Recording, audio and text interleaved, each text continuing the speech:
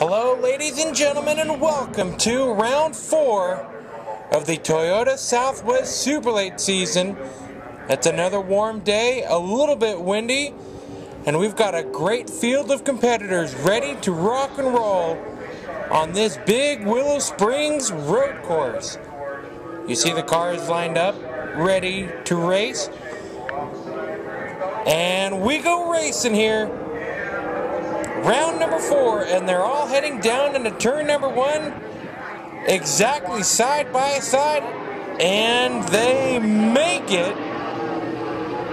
Really tight racing, and that's what you expect out here at Willow Springs Toyota Southwest Superlates. Out front right now, Gray Galding in his number 20 machine. In the second spot, Ron Esau. Third spot, Gail Chase. Kevin O'Connell back with us in the number 59 machine. Corey Fancy, your previous winner out here, and his number 29. Got to keep an eye out on that 22 machine. Andrew Muscanel, he's been strong. The 65, George Atkinson Jr., the 5 of Dana Moore.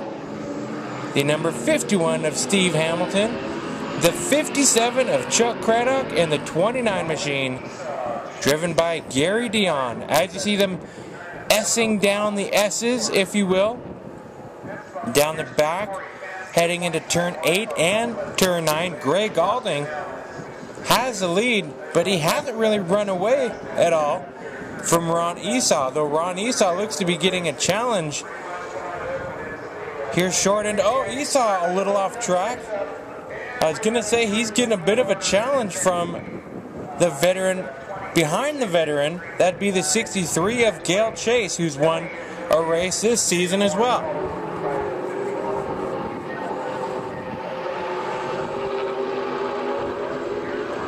Down into turn number 2, the big sweeping high-speed turn right here. Really riding on that throttle, and now really punching it down into turn number 3. And look at the run that Chase is having on Esau right now. A great battle from second on back. You see Fancy holding on to the asphalt. It's a little bit dusty there. It looked like they groomed the track, or the actual dirt part, which for some of these drivers consider as track as long as you're going forward, I guess. That's part of the trick, is stay on track, and that's what will get you some success out here. Gary Dion, he's had a very interesting week. He came here in his work vehicle straight off of work. Comes out to Willow Springs for round number 4 of the season here on July 20th, 2013. So now we've got Galding out front with a bit of a gap. Looks to be extending the gap lap after lap, but that's not a huge gap that he's making over Ron Esau's number 56. Welcome back, Ron Esau. He's been having some issues this season, but he's back and looking good in the second spot. Kevin O'Connell driving a car that in the last race did very well out here against Corey Fancy. And we look to see a battle here for the 4th position.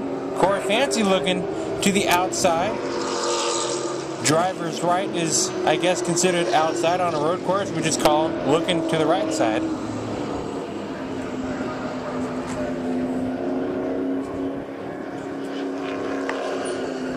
And you see them going down the back portion of this track, downhill, high speed, into big sweeping turn 8, and then it'll pinch off here on turn number 9. And you see O'Connell making a move to the inside of Chase, though Chase shuts the door. But O'Connell looks to have a great run down the straightaway. That straightaway that you see them charging down is also, believe it or not, this track is a multi-use complex. It's part of a drag strip that they use out here. And O'Connell will make the pass going into turn number 1 on the outside of Chase. So good looking, strong car that number 59 machine is. But Gray Gaulding still your leader and extending the lead lap after lap. He's won with a great car. Gray Gaulding coming to the Toyota Southwest Superlates. Driver of the number 20 K&N East Series Krispy Kreme car. Gray, really good with his sponsorship. Everybody knows him as the Krispy Kreme Kid. So, I guess that's great for the sponsorship and, you know, great for Gray. I know I've had plenty of Krispy Kreme in my day. It looks like Fancy's trying to make a move around Chase going down the back into turn number 8. He looks to the outside, or to the right side, I should say. Can he complete it through the sweeper? The big sweeping corner? He will complete it going into turn number 9. And now we have a new 4th place position. Corey Fancy, he's looking for a strong run out here. The last race he won it. You know he wants to do it back-to-back. But he's got to catch up to Gray Gaulding, Kevin O'Connell, and Ron Esau. Oh, O'Connell off track. He hangs on to it and gets back, losing 1 spot. He really got lucky there. Usually when cars get off track, at that high-speed part, they go around for a ride. But he held on to it like a dirt track veteran and only lost 1 spot in that whole dirt track transition. But I see Fancy, he's charging through right now. He's now looking to try to get around the 56 of Ron Esau. That's a battle for the 2nd spot. And there's my outhouse. One day you guys are going to catch me walking out of it. And catch the fact that I forget to close the door every single race out here. Muscanel, we look to the back of the screen a little bit. He's trying to get around Chase. And Corey Fancy moving, taking a challenge to the inside and making the pass under Esau. Move Corey Fancy now up to the 2nd spot. So Fancy looking like he's having another great run so far in this Toyota Southwest Superlate round number 4. Muscanel, like I was mentioning earlier, catching up to the 63. Actually, I would more say the 63 slipping back to the 22 machine.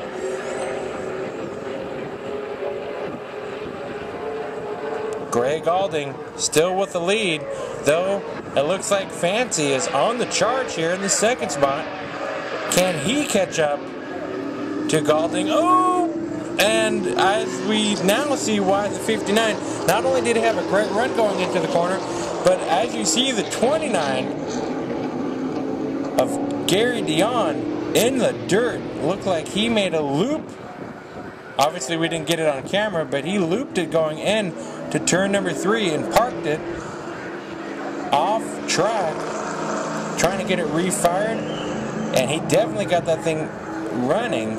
I'd be curious to see if there's any dirt pebbles in turn 3 though. Usually this track, when you get off track in the right spots, if you will, that can pose big problems for the rest of the field as they come through. This track, especially the dirt, very unforgiving. We've seen tires go down by touching the rocks, and we also see Corey Fancy with a run catching up. Oh, look at O'Connell to the inside of Esau making the pass in turn number 1. I think we're going to see a great, oh, look at Esau back, trying to make a challenge to regain the spot, not able to get it done going into turn number 2. The competition of this race is fantastic. These guys are putting on a show out here. Muscanel and Chase still battling it out. Oh, your leader off track. He spins into the hill. Gray Gaulding, an innocent off-track incident. He must have blown it into the corner too hard, might have wheel hopped it into turn number 3. Greg Galding, your leader, with really no pressure behind him, looks to have overdriven, let me correct myself, turn number 3. Wow. So this will bring out a caution, full course caution, and the reason being that he gets his car fired, but who knows how long it could have taken him to get the car fired, and to his driver's side facing that spot, exact spot that he blew off the track on. So very interesting occurrence here. Greg Galding, your leader, off track. We'll be back for the restart.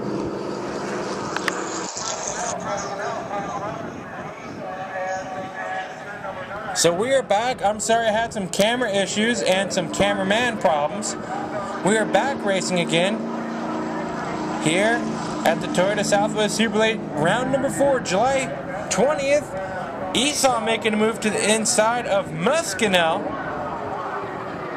and completes the pass going into turn number 1. I'm sorry for screwing up. I was actually paying more attention to our new live stream racing, and I was so involved with it that I actually forgot to press record for the first couple of laps on the restart. Now, what you did miss is Gale Chase spinning off track. He's got that car fired back up and running, but definitely not in the top 5 like he was. And also what you've missed is on that restart, Andrew Muskinel making a charge, Kevin O'Connell off track. He's plowing dirt with a right front flat tire. That'll explain why he got off track on the left-hander turn number 3. He's plowing the dirt and surprisingly doesn't leave that much of a mess. But he's going to have a long drive back with only 3 tires on his car. And there's Gale Chase. So what he's really looking forward to is the break with 5 laps to go. They'll bunch up the field with 5 laps remaining in this 20-lap race. So on lap 15, a full course caution will come out. The drivers will come into the pits, make any necessary adjustments. That's only a corner caution for O'Connell, letting all the drivers coming through know that we've got a 3-legged dog on track. But yeah, they'll give the drivers a little bit of a break, make any necessary adjustments. Any major adjustments will realign where you're going to restart, but give these drivers a bit of a break here. And then, of course, it's also a deal implemented to create a last lap dash, 5-lap shootout that usually gets very exciting in that 5-lap shootout. Well, as of now, we've got a big lead. Corey Fancy way ahead of Esau. He'll be catching up to the lap traffic of Gary Dion. Gary stays out of the way. Muskinel still challenging Ron Esau.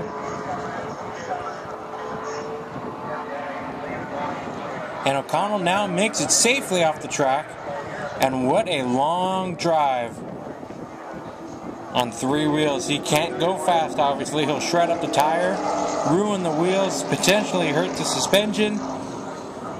So you got to really cruise around this 2.5-mile road course here at Willow Springs International Raceway. See the crew at the ready. Jack in hand, tire position. Here comes the jack, and up the car goes. And of course, they're going to have to use muscle in that one due to the fact that it's hard to jack up a car with only 3 wheels on it.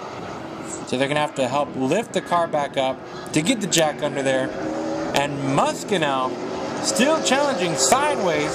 As you can see, he's really going after Ron Esau right now.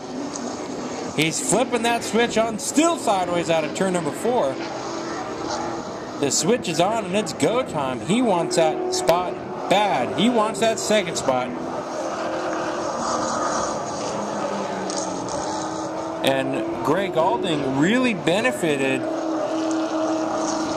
from that caution that he created. He's in the 4th spot. And you better believe he's watching Esau and Muscanel duking it out.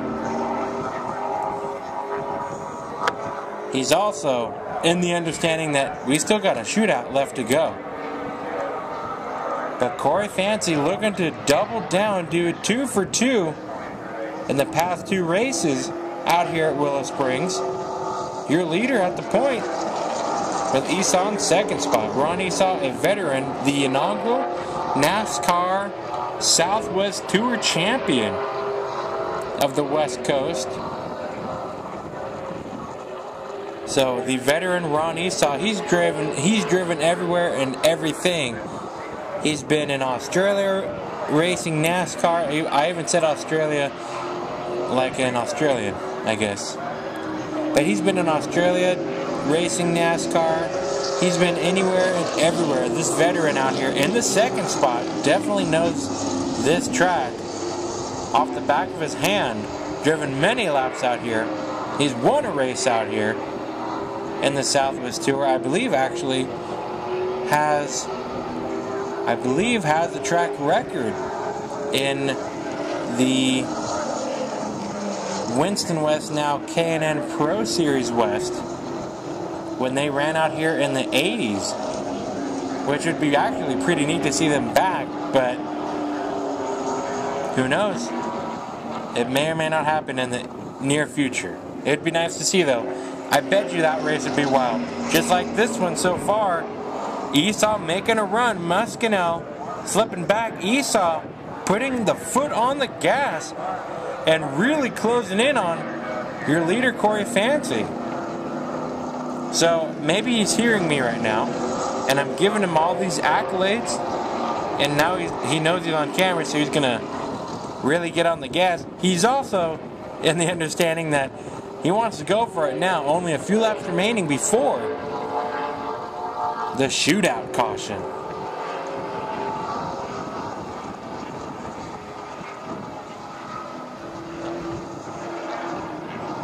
Corey Fancy with a great drive in the lead right now. Muscanel, he is on a mission as well. And off of the track into the dirt a little bit, hanging that left side tire into the dirt.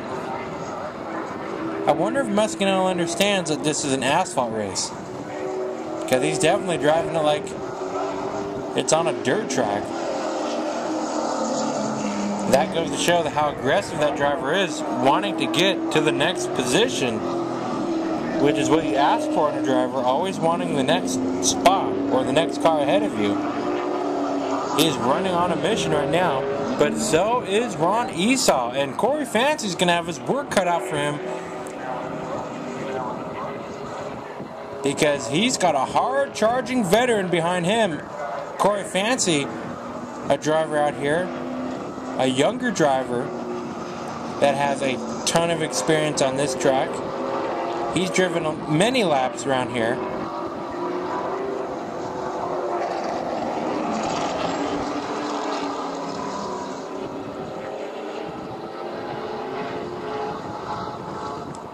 Corey Fancy has won a championship in the truck division at Irwindale Speedway.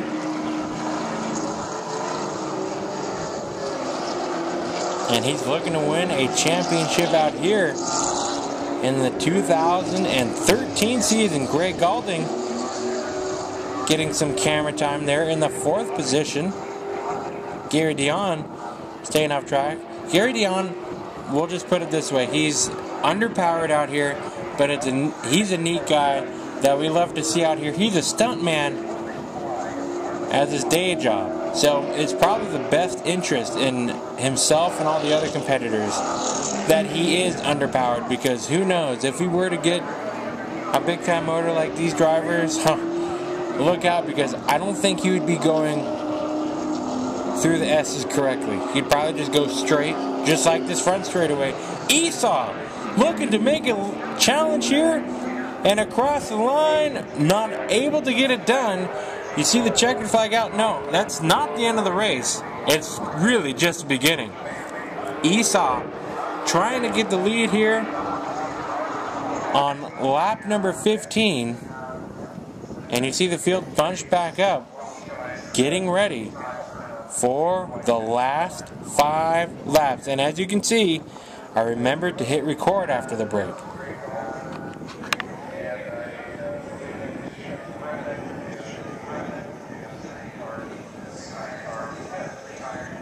So here we go.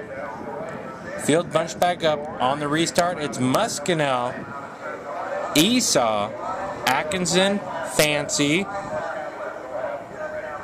the number 63 of Gale Chase, the 51 of Hamilton, Craddock, Galding, way back there. He's been shuffled back. We go racing with 5 laps remaining. And into turn number 1, Muscanel. He will not get the pass over Esau. Esau with a great run into turn 1. Here comes Fancy. Corey Fancy looking to give Muscanel a challenge for the 2nd spot. Muscanel will hold off the challenge on Fancy and head for the lead. Atkinson Jr. in the 4th position. Here comes Greg Galding to the outside of Gale Chase, making the pass. And turn number 3, Fancy off track. He spins out over in the exit of turn number 4. Corey Fancy, the winner of the last race, will not win this one. Unfortunately, I did not get it on camera. Sliding off the track in turn number 4.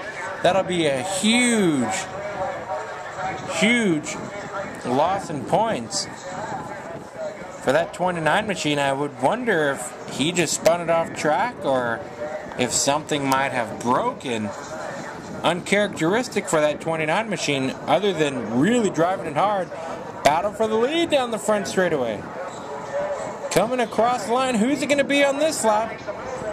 Muscanel looking to the inside and will make the pass official into turn number 1. Andrew Muscanel, your leader right now. He has never won a Toyota Southwest Superlate race. We're looking, as of now, to see 4 different winners in 4 races this year in the Toyota Southwest Superlates here at Willow Springs International Raceway. 2nd spot, Ron Esau. Can he catch back up to Andrew Muscanel? Has Muscanel been playing his cards? We will see. I mean, that 22 machine, before the break, I would have guessed it would have been Fancy and Esau duking it out for the win out here. You saw Fancy off the track in turn number 4. Esau now in the 2nd spot. It definitely would have gotten a lot more interesting with Corey Fancy on track. Greg Galding now working his way up to the 3rd spot. And if he wants to further continue up the rankings to finish out this race, he's got a long gap to catch up to your leader, and of course 2nd spot, Ron Esau.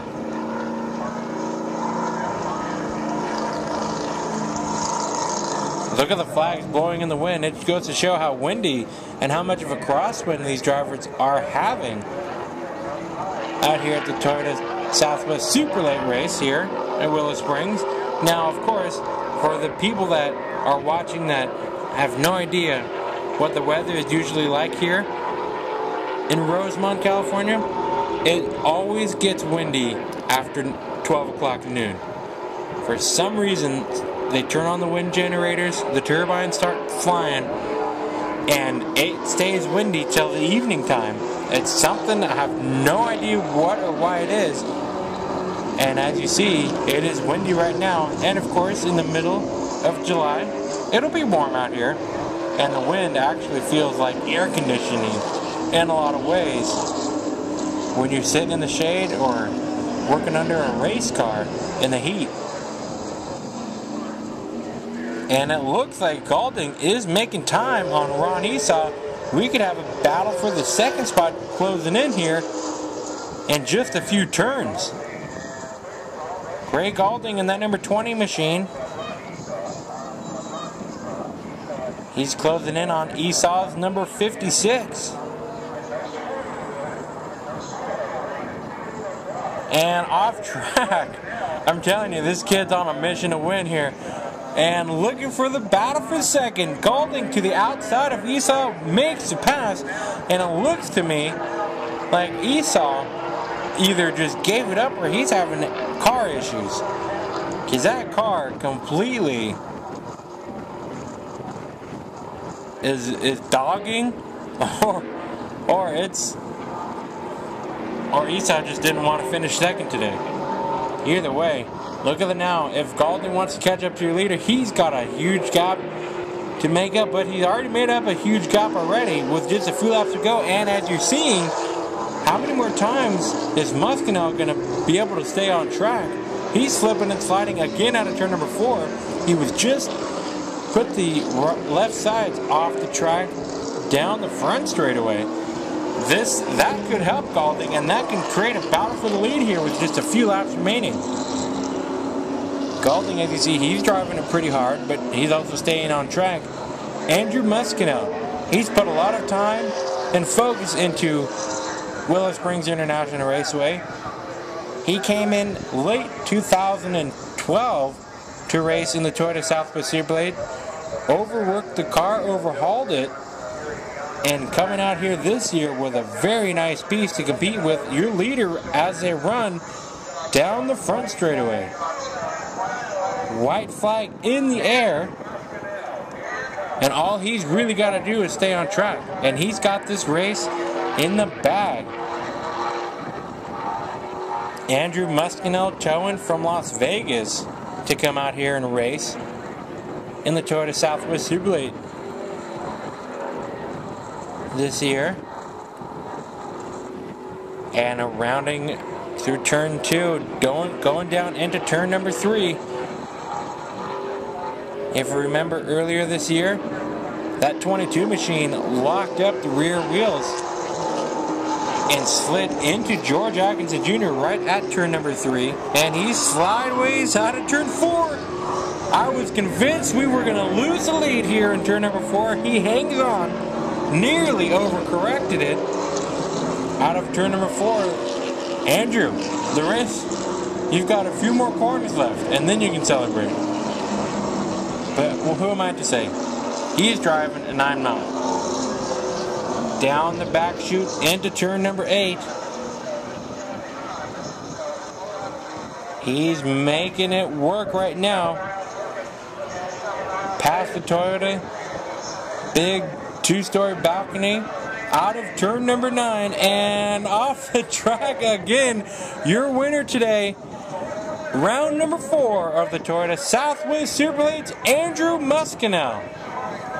And his number 22 Boyd Gaming Superlate model. Second spot goes to Gray Gaulding's Krispy Kreme Toyota. And Ron Esau hanging on to the third spot. Very interested to find out what the issue with Ron Esau's car. I might have heard some cylinders going down on the last few laps for that number 56 machine. That could have been a giveaway of what happened down the front straightaway. That car definitely looked like it hit the brakes or had a parachute out, and Gaulding made that pass for the second spot. Willow Springs International Raceway, and here's your winner, the 22 machine of Andrew Muskinel. Congrats, Andrew. I know you've had a lot of work into this. We'll see you out here again next race. Fancy not going to give him much room. They touch.